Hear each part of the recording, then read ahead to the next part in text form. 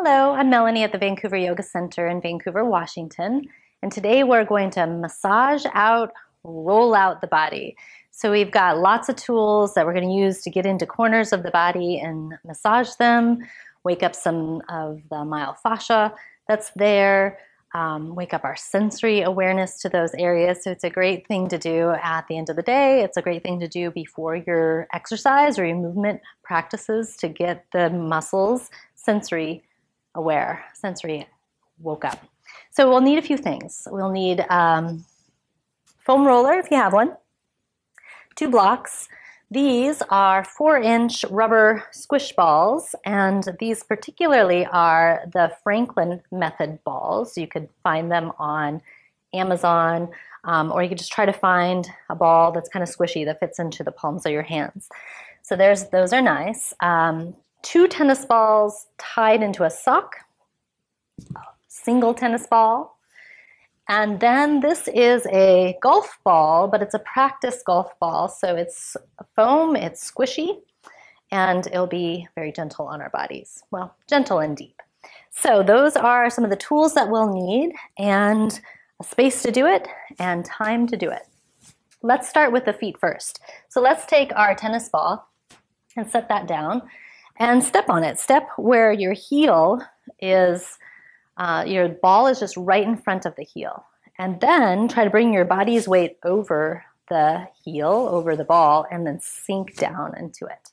It's going to give some sensation, so do it to the point where it's bearable. And go slow, because the slower that we go, the deeper tissue layers that we go into. If we go really fast, and if you try to massage the body really fast, like you roll your foot over the ball really fast, you're going to get just the skin, superficial layers, maybe talk to some muscles a little bit, but you're not getting into the deeper stuff that affects greater change. So slow is so much better for our nervous system and to integrate the changes and to let the tissues adapt around to what you're doing. So we're sinking in, no hurries. Once we've got a pretty deep base that's as far as you're going to go, then stay at that pressure and then pull the foot back slowly, like you're trying to pull taffy. If you pulled taffy really quickly, it would break. Your foot's not going to break, but if we pull taffy slowly, it just gives. And that's the sensation we want to have in our base of our foot, is that there's a give, an elongation of those tissues. And so as you pull back, then you get to the ball of the foot, and that's the end of the line. So then go back to the heel again, but go on either side of where you were, sink into it, find that same depth that is doable, maybe give sensation, but isn't so that you're cringing away from that sensation. You can kind of ease into it and breathe into it, and you pull the foot back slow, smooth. Always, in any of these classes, you go at your own pace and you do what your body is able to do. You don't have to do all the things I suggest. You're always going for what feels beneficial to your body.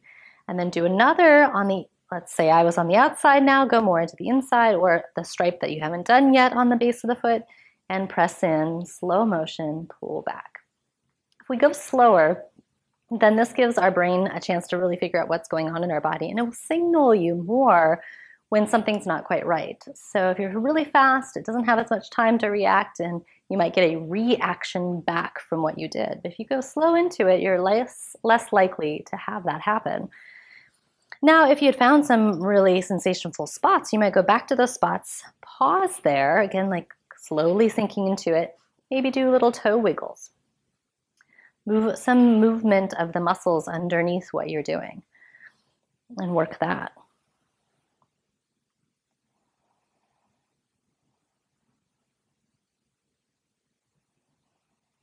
Let's work our way back to the heel again and start to plant the ball of your foot on the ground. So the toes, the ball of the foot stays, and then try to roll your ankle gently. If you need something to hold on to for balance, feel free to grab a chair or have a wall here for yourself. And so we're working the ankle around the roll, the ball.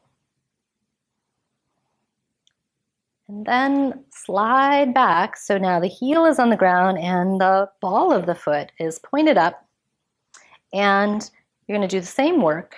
You're going to roll your foot around one side, roll your foot on the other side without letting the ball shoot out from underneath you. And again, hold on to something if you need to.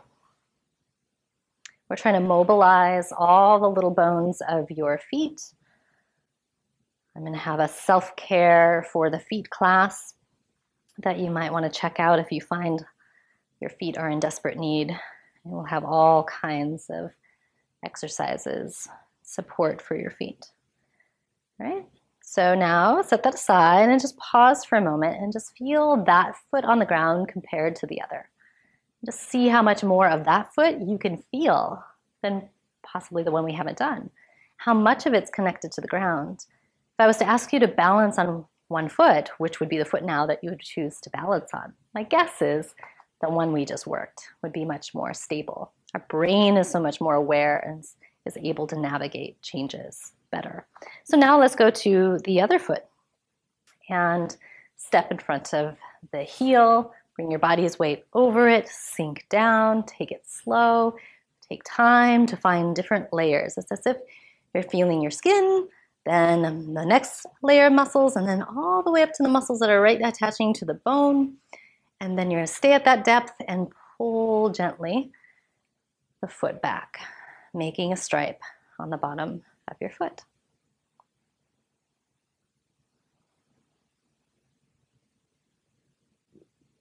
So you've made one stripe, then you're going to go back to the front of the heel and go on either side of where you were. Sink in. Slowly pull the foot back.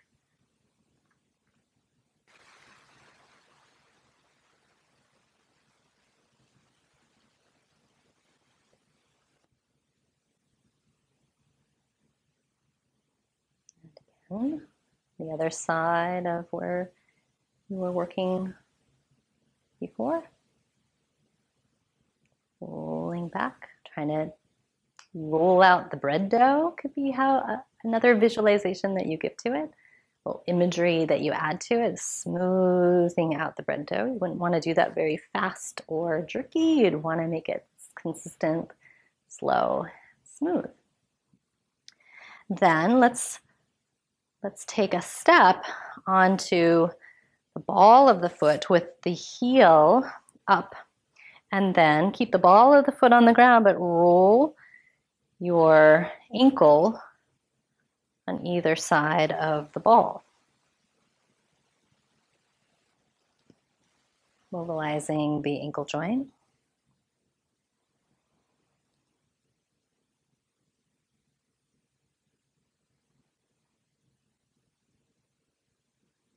Then let's shift to the heel on the ground, ball of the foot up. Staying in contact with the ball, but going around the ball.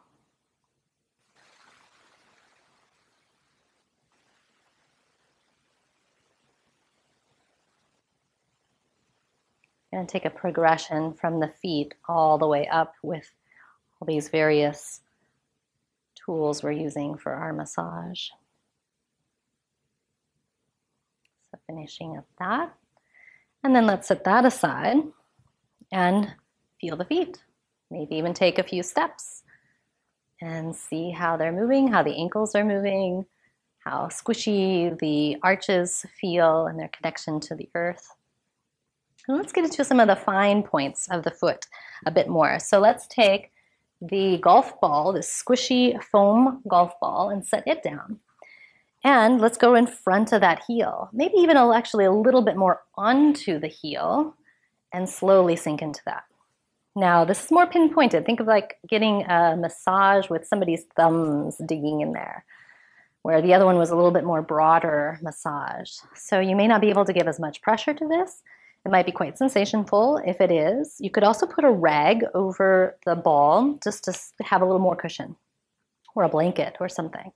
And now with that same, rocking the ankle. So I'm on one spot, but I'm rocking over that spot. And if that feels fine, nothing's quite interesting there, then I'm going to move the ball. So if we have the heel all around the heel, I'm going to go to some other part around that heel and do the same work.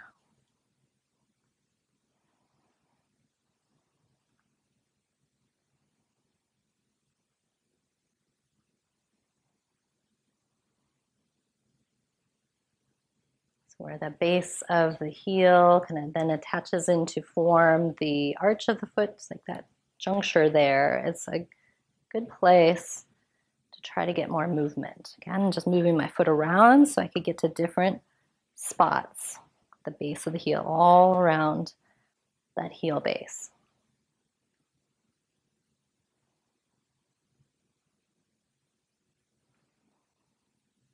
The outer edge of the foot.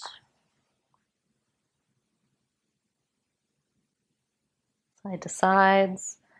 Or you could attempt to just do a little bit of roll forward back on that outer edge of the foot, the little pinky toe side, but closer to the heel.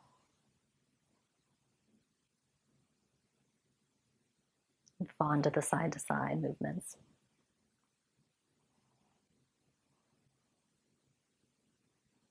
And then step that foot down and notice the feel of the foot.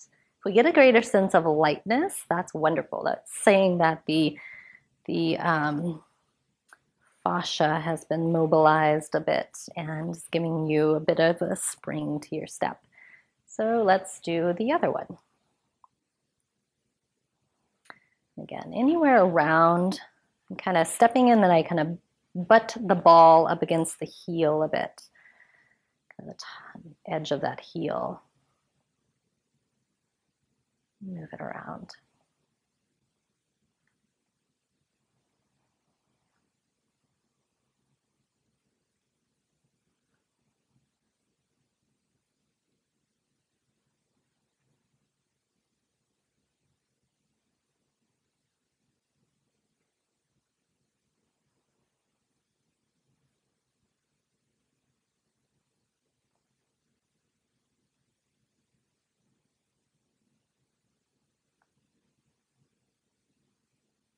For me, the first side that I started with, there was more interesting sensations on the outer part of the foot and heel. This one's more on the inner part. Probably speaks to how I use my feet and my posture, my alignment.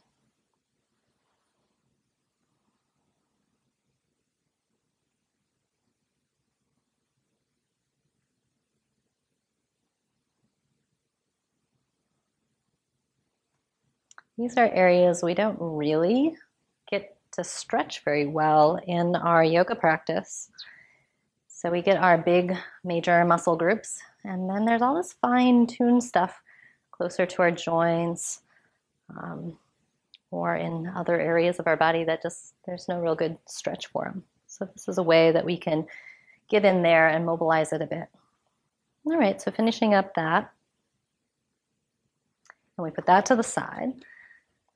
Now let's get at this ankle base. So here I'm going to use the two blocks. I'm going to butt them up just to give a longer runway. And I'm going to either do the tennis ball or the squishy ball. I'm going to start with the tennis ball. And if this becomes too much, you can then quickly move to this. That will be less intense of a feeling. The tennis ball is a bit harder, so it's going to be a little bit more sensationful likely. So right at that notch of the center of your ankle, that's where this ball is going to go. So I have these blocks to be able to get my foot to drop off the edge. Right? The knee can be on the block, one of the blocks, the ball on the other, and my toes hanging off. So now if you're really long feet, you might have to have two blocks more stacked on top of these two blocks. And then you can just do a hands and knees position and then sink your weight back. Do what's bearable. You can wiggle toes, pointing and flexing. If you don't lose the ball, you could go a little side to side. The more weight I bring back, the more intense that is. If the ball feels like it's going to move, you could hold it to keep it steady.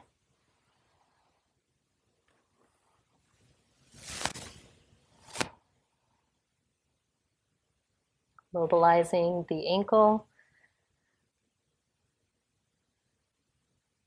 All of this work with the feet is to help our shock absorbers to be able to absorb more shock with every step that we take.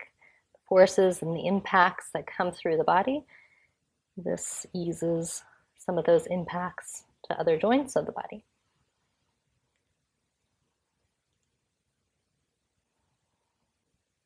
Trying now circles. I'm putting a little more weight into it now.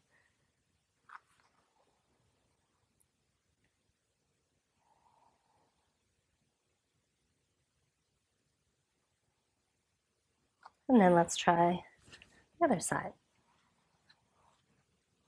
Ankle, base, that little notch at the base of the ankle.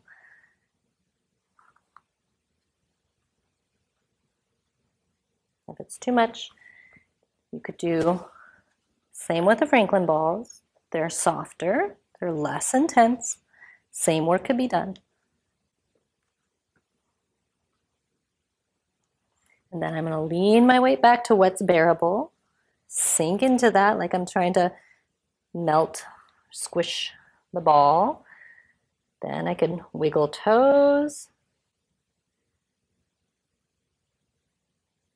Point the foot, flex the foot, point, flex. Side to sides. Circles, side to sides often become circles. Circling the other direction. Putting a little more weight into it.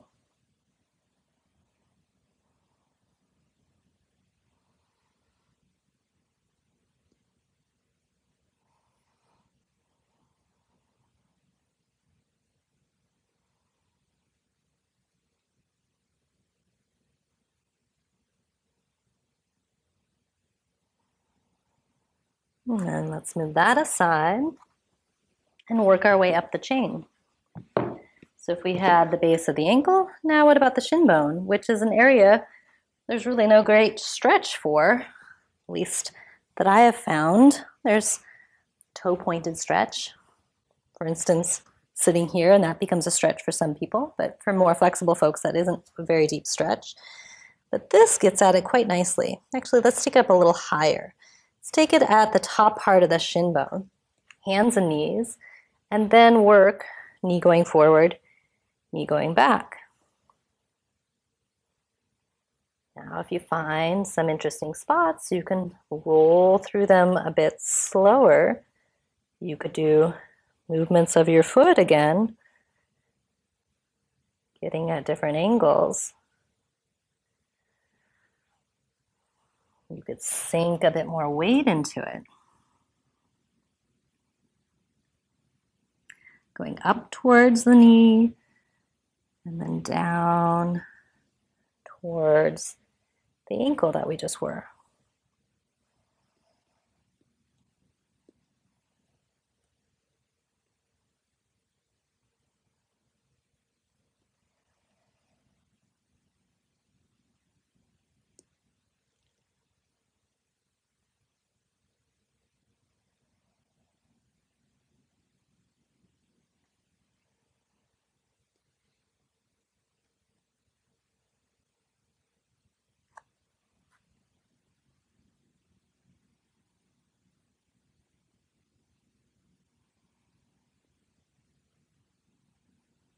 And then to the other shin. So it's the 2 tennis balls in the sock. My shin bone sits about right in the center of those 2 balls. So you've got a ball on either side of that shin bone. And then just point your knee forward, point your knee back. You can move your whole body with it, forward, back as an option.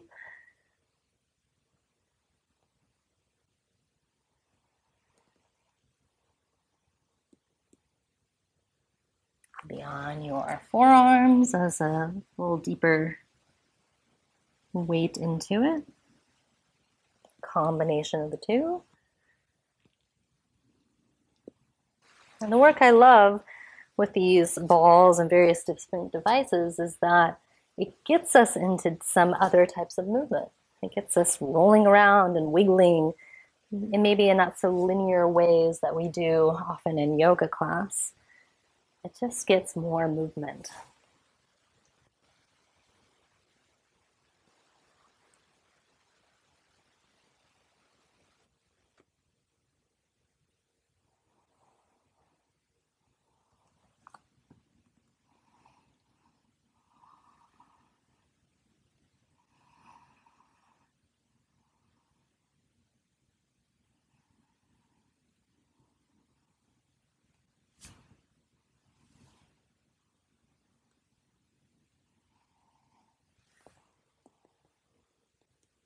And let's finish up this and set that aside. So shins, about calves on the back side. So grab our foam roller. We might also use our Franklin ball, but we'll try the foam roller first. And I'm going to take the meaty part of my calf, take the other leg across, and then just work bending, straightening legs. And that's simple enough. I like to rotate a little, get to the outer part of the calf, rotate and be more neutral, inner part of the calf.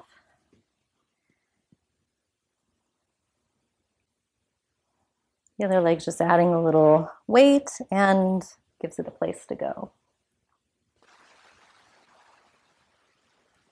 Again, this outer part of this side is very interesting for me today, just like the foot. I'm using the outer part of the leg as my brakes.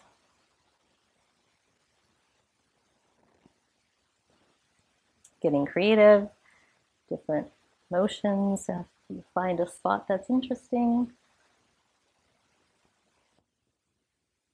do the other leg. Get a good starting point that gets you the majority of it.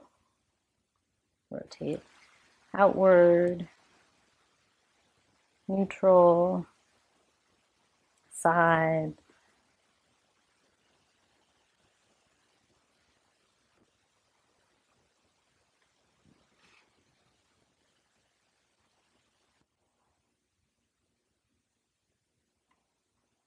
The foam roller is quite nice, but you could also, if you don't have one of those, do the same work on the Franklin ball. It's a little more wiggly, but it also can kind of pinpoint smaller areas, calves. If it's too difficult for the one leg, it's not as much work. As far as deep work, you could do one at a time. I'm going to add more weight to it, be a little more forward.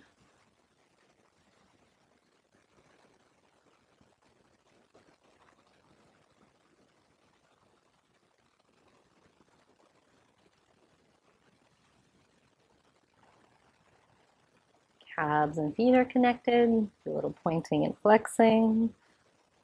All of that will mobilize that tissue. The other side on the Franklin ball. Lean back, side to side, so bend and straighten.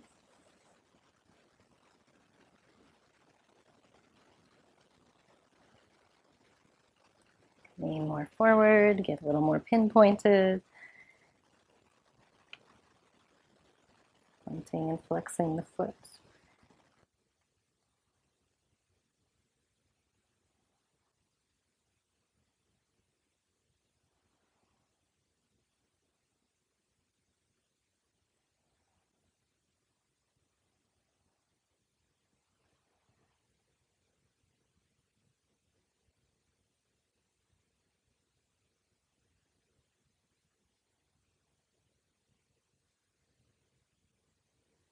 Back up.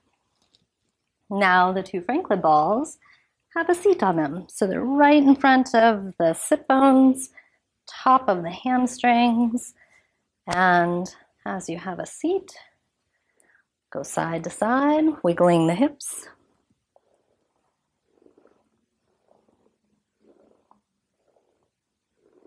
If you're more flexible, you put a little stretch on it. You lean a little forward.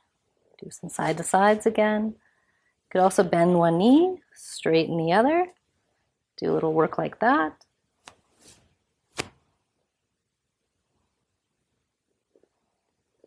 Work down the hamstrings a bit.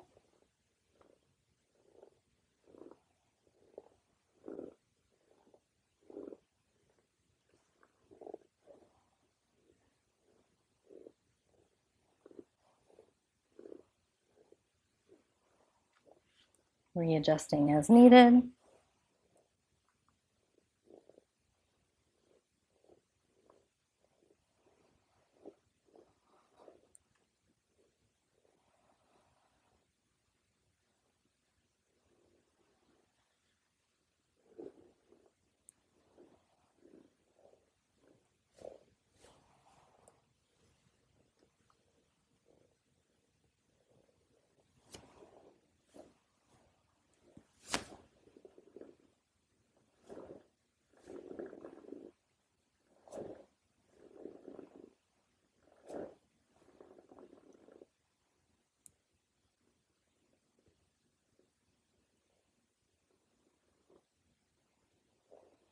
Then let's have just one of those Franklin balls and come to our side of our hip, outer hip, glute. Support yourself in whatever way is needed. Maybe one leg is straight, the leg's bent up.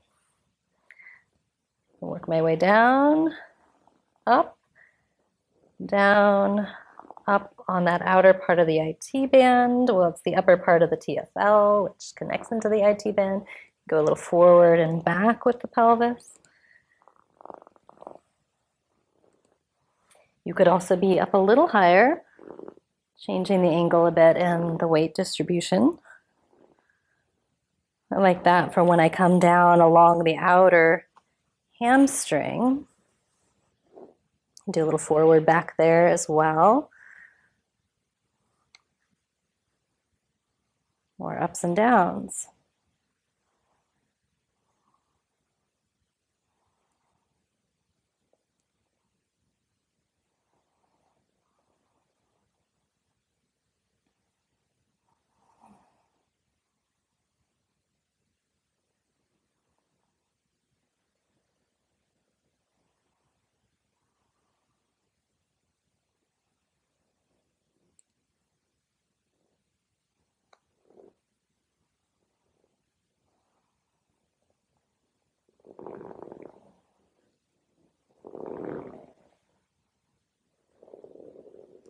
And let's do the other side. Outer upper hip.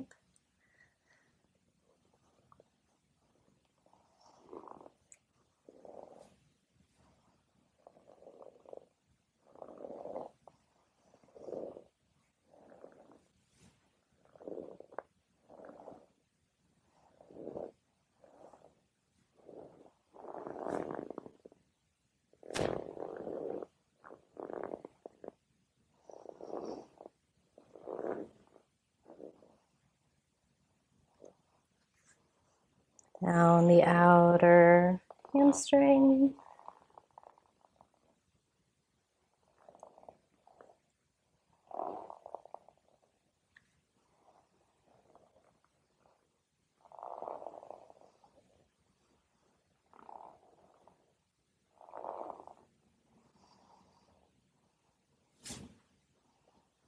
Adding in any creative motions seems to be getting at spots that you need.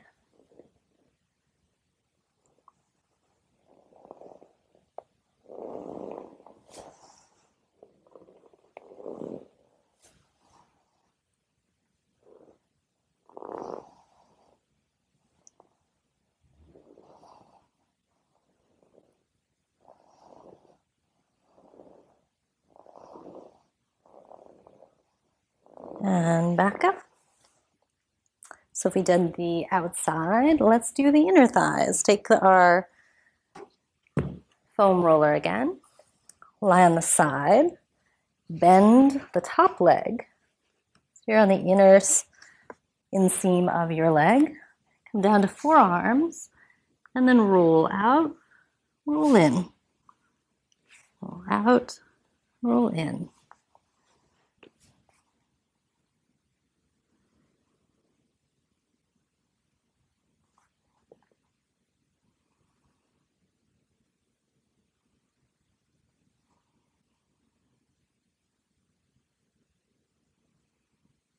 If you find there is an area that's got lots of sensation, probably a little tighter or more hardened tissue, you can pause there and just do little movements there. You could still that part and move the thigh, rotating knee down to the ground, knee up to the sky. Your foot will go up, your foot will go down. You could also try to straighten your leg, bend your leg. That might get at different angles.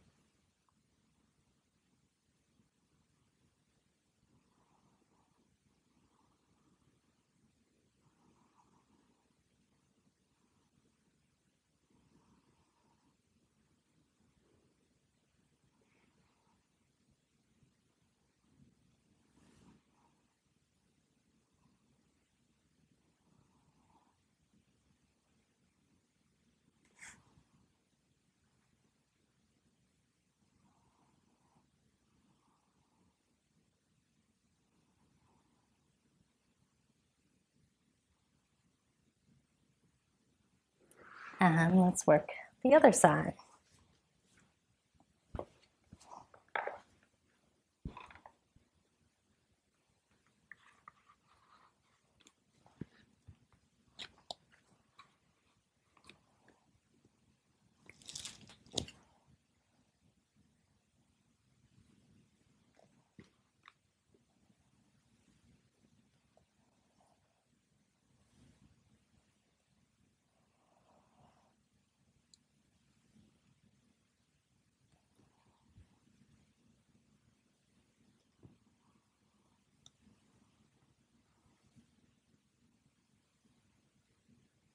As you find a particular sensationful spot, do movements of your leg, rotations, internal rotation, external rotation.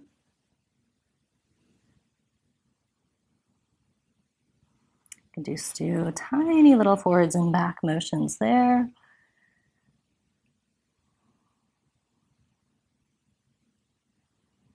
Find the spot and attempt to straighten the leg, bend the leg.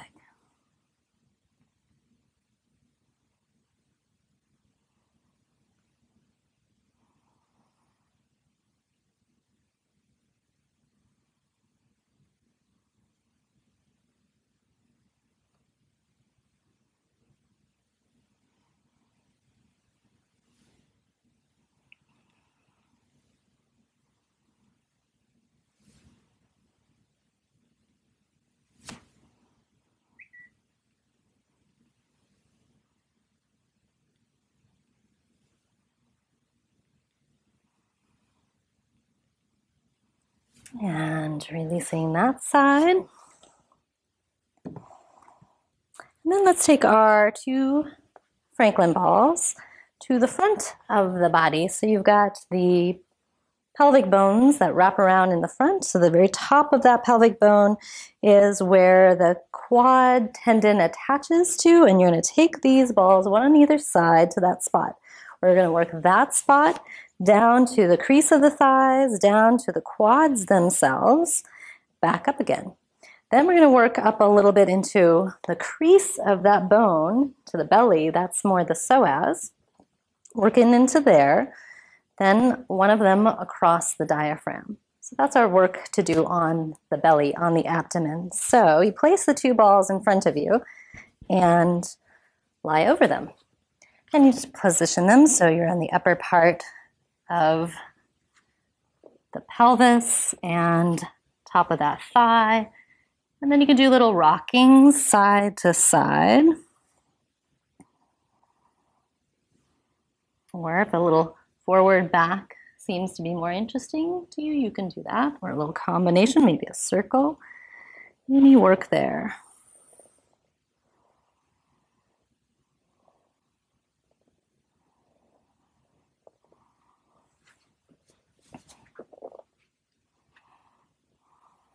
You can work more forward onto the crease of the thigh.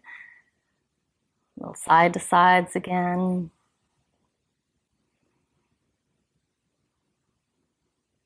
Ups and downs.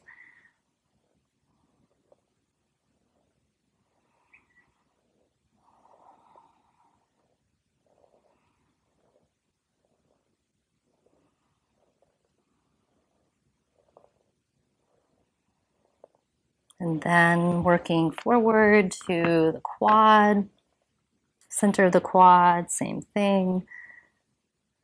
Forward, backs, maybe a little side to side if you don't fall off of it. Or what I like to do is bend one leg, and then it's into a stretch. And then now do some little tiny movements of the knee out, knee in, knee out, knee in.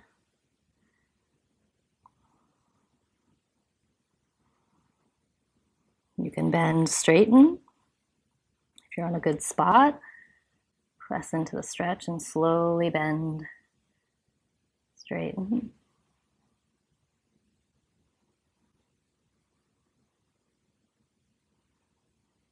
Other side, bend, maybe a little side to side with the knee.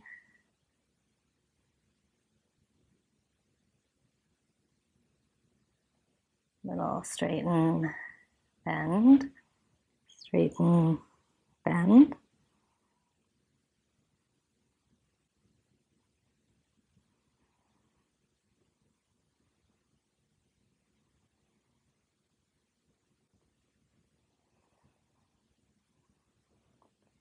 Roll back to where you're at that top of the pelvis again, those bones at the very top.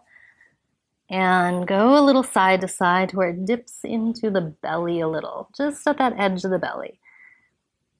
And so you might feel it kind of wrapping around that bone slightly, hinting at the iliacus and the psoas muscle there. If it's a tight area for you, it'll be quite sensationful, so be gentle. I like to keep movement going in this area so that we're not pressing on any delicate spots in the abdomen, that we're moving around all those squishy bits. Work a little higher.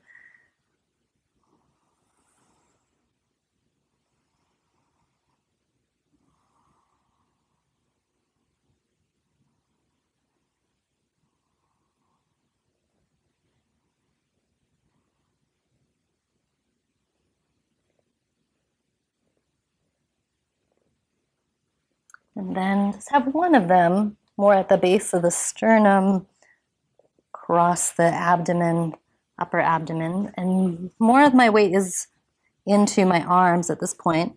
Very gentle across the base of the ribs, diaphragm area. Can I still keep my breath going while I work this area?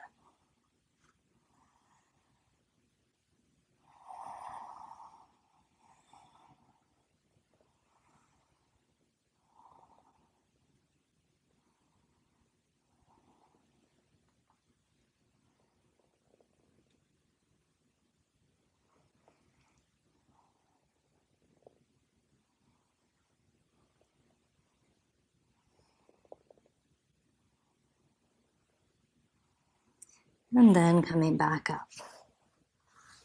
Let's take the one Franklin ball, or it could be a tennis ball, but tennis ball is much more intense.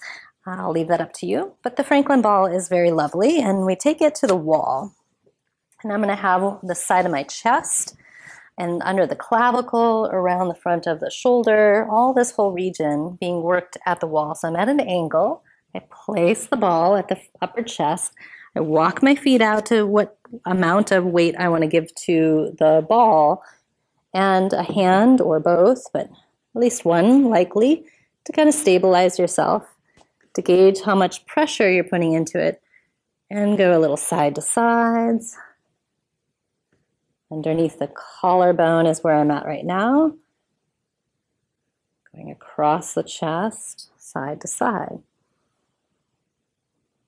You can also do tiptoes up and down, and then kind of go across with little ups and downs.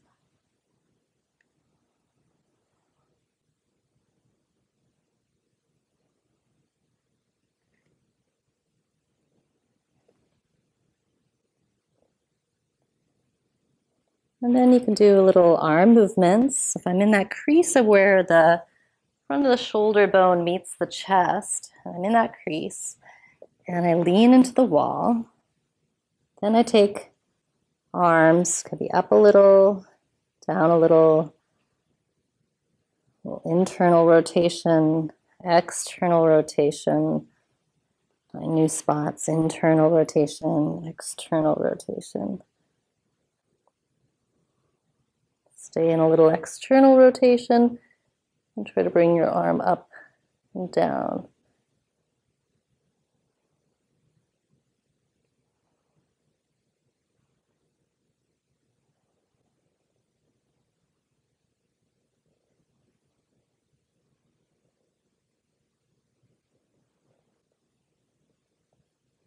And switch to the other side. I'll move to the side and going across the upper part of that chest.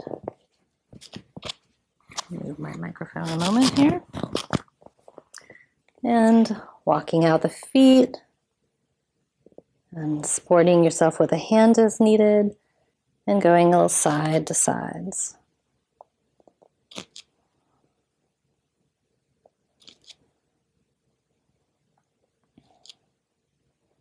A little up and down. Maybe add in the up and down and side to side.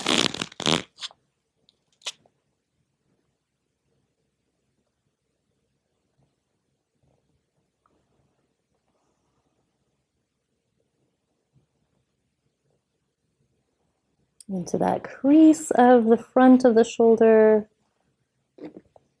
And I may do a little internal, external rotation of that arm.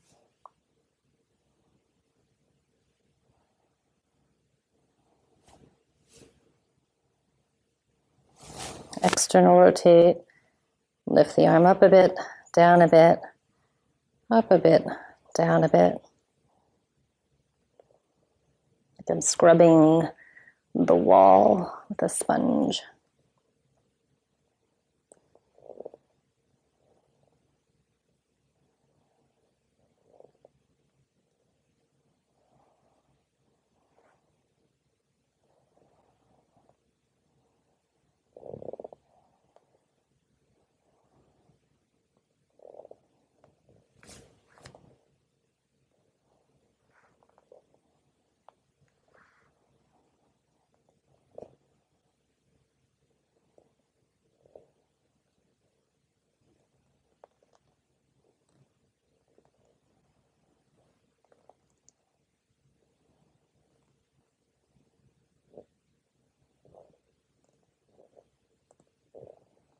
And coming back.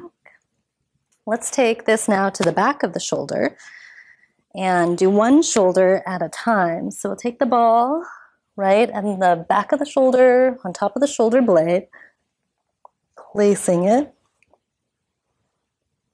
Bend the knees, place the rest of you on the floor, and then work a little ups and downs of the shoulder. Do a little arm motion.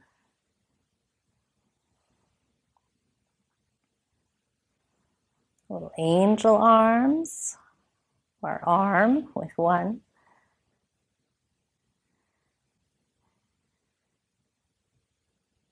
Try to get the upper body involved, a little swish side to side of the rib cage.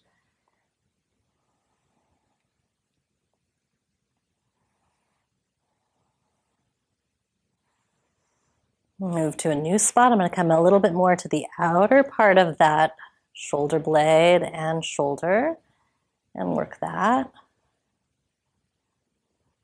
Circles, any creative motions. Go a little more to the outer part of that shoulder. Get a little in the outer deltoid and work that.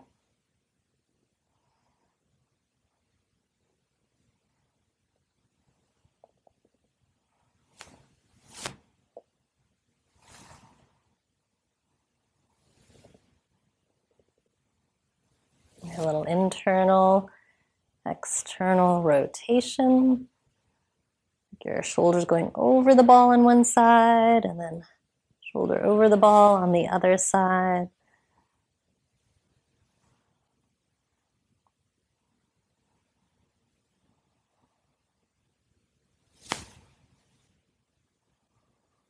Then soften that shoulder back to the ground.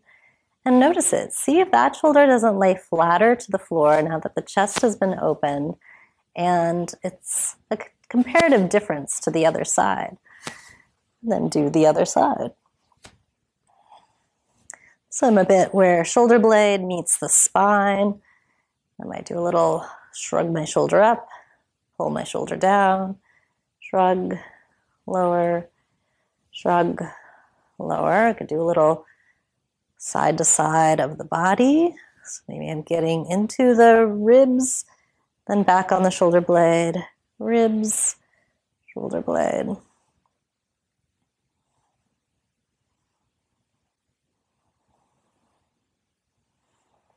A little further out onto the shoulder blade where it's getting closer to the arm and Attempt little circles.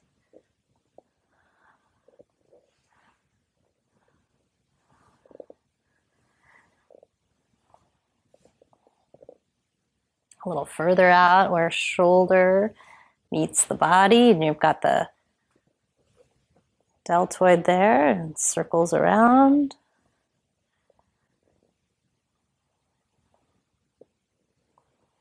You might be getting some lovely chiropractic adjustments.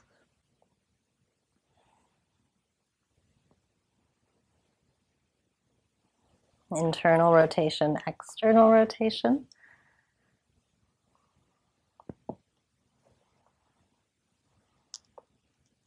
So the shoulder bone is going up and over, and then the shoulder bone is going up and back.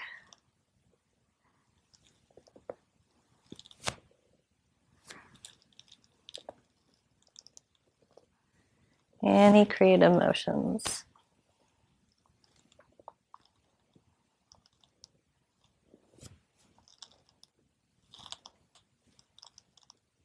And set that aside and allow your shoulders to melt back to the floor and feel your connection into the ground.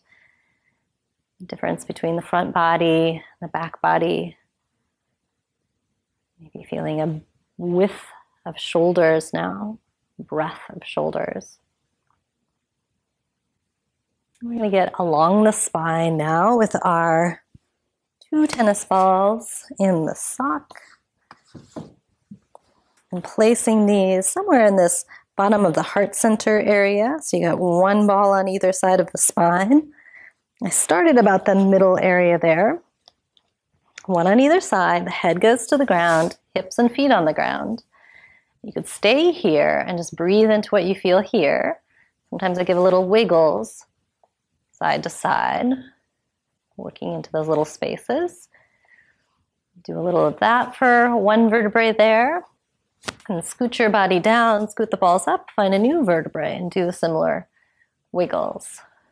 So you can inchworm your way up the spine. You're starting to hinge over the roll.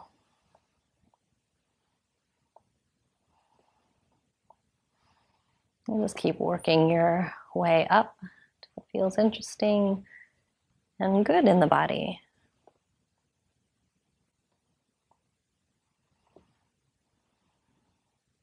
So get closer to the tops of the shoulders, the base of the neck. When I arrive at that base of the neck, I'm going to lift the hips a bit so there's an incline and do little wiggles there.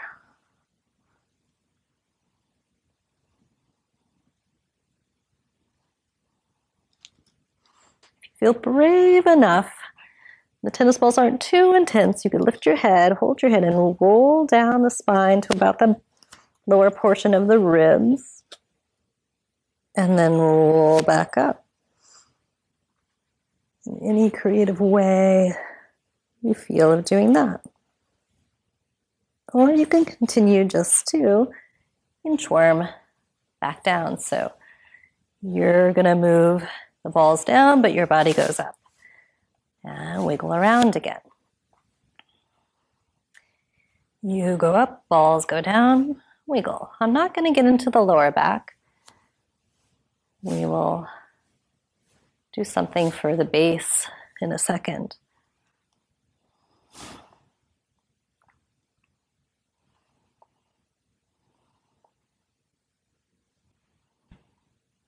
When you've made your way more towards the bottom part of that rib area, we'll end with that there. We'll take the balls out, lift the head and bring it to the base of the skull. Hold on to the tennis balls, and then move your chin up and down like you're nodding yes, or I should say more nose up and down, because I really want the whole skull to move. And you can even do a little side to sides.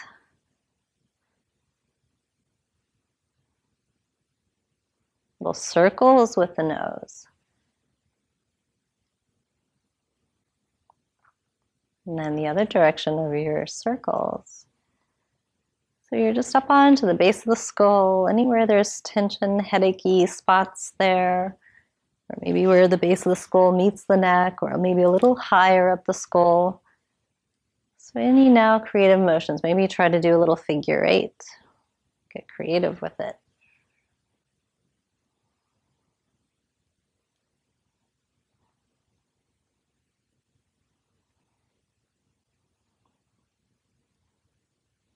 Then slowly releasing that, bringing the head back to the floor. Now taking this tennis ball, instead of along the spine, we were in the groove of the 2 tennis balls, we're going to have the 2 tennis balls stacked one in front of the other, and we're going to place this underneath us, under our sacrum. So one's just above the tail, and the other one's just above that. So we're in this plane with the balls, and then there's your spine of your base, and you're going to go a little side to side. It's not very large motions, it's tiny little motions. So I swing my pelvis side to side. Now I'm in the grooves of the sacrum, and all of the stuff that affects our sacroiliac joint, or SI joint. So tiny little motions dropping into the edge of the bones on one side, and then to the other side, side to side.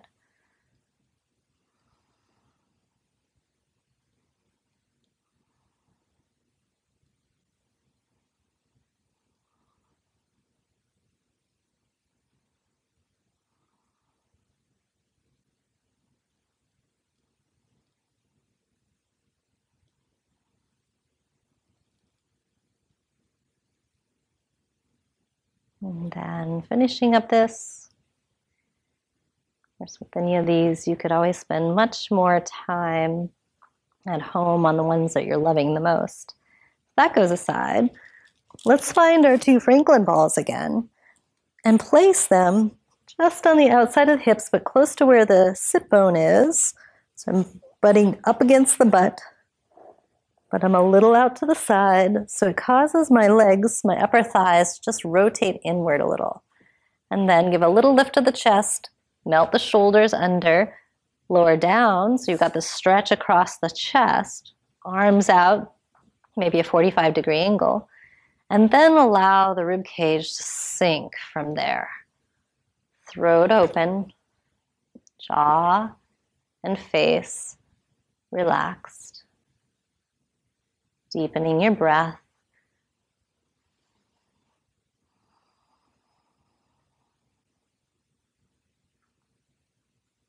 And choosing to stay here for as long as you like in this Shavasana.